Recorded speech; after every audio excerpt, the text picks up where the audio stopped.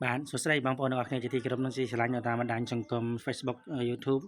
Telegram chẳng ai thì cái nó chỉ là bạn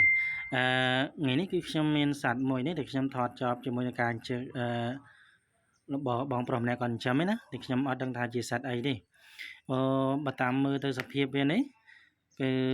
ជាក់ស្ដែងគេវាមានរាងពណ៌កម្ៅរាងបែកត្នោតនឹងហើយខាងក្រោមហ្នឹងវារាងពណ៌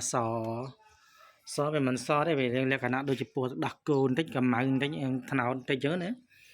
ហើយបើតាមការសាកសួរទៅគាត់ថាសត្វកំប្រុកតែខ្ញុំគិតថាដូចជាមិនមែនបើគិតថាជាកំប្រុកវាមិនមែនជាកំប្រុកនៅក្នុងស្រុក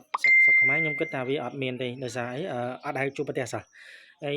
បើមើលទៅសត្វនេះវាមានទម្ងន់ប្រហែលជា72គីឡូក្រាមហ្នឹងហើយ72គីឡូក្រាមតែ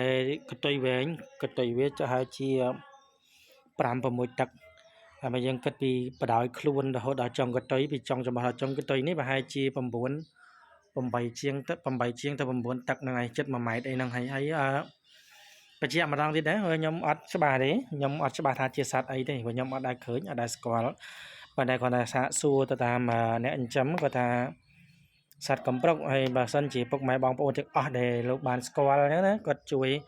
ប្រាប់ផងគេធ្លាប់បានឃើញធ្លាប់បានដឹងអីចឹងណាជួយប្រាប់ផងថាវាជាសត្វអ្វីពិតប្រាកដចឹងដែរហើយការបញ្ជាក់នេះផងដែរគឺមិនមែនជាម្ចាស់ចិញ្ចឹមផ្ទាល់ទេគឺបងប្រុសម្នាក់ដែលគាត់ធ្វើជាសន្តិសុខនៅនឹងកន្លែងធ្វើការហ្នឹងគាត់បញ្ជាក់ថាសត្វកំប្រុកហើយបើតាមគាត់បញ្ជាក់ដែរគាត់ថាងាយស្រួលក្នុងការឲ្យស៊ីចិញ្ចឹមទៅគឺស្រួលផ្លែឈើក៏ស៊ីបន្លែក៏ស៊ីមើមឈើរុក្ខជាតិអីផ្សេងហ្នឹងស៊ីអត់រើសចំណីទេហ្នឹងហើយ